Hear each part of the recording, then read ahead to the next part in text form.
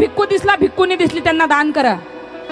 जरुरी नाही की 1000 रुपये दान करा, जरुरी नाही की 50 दान करा, जरुरी नाही की 500 दान करा. तुमच्याविषयी 10 रुपये असेल 10 रुपये दान करा, पण दान करा. नाही कंजूसी करू नका.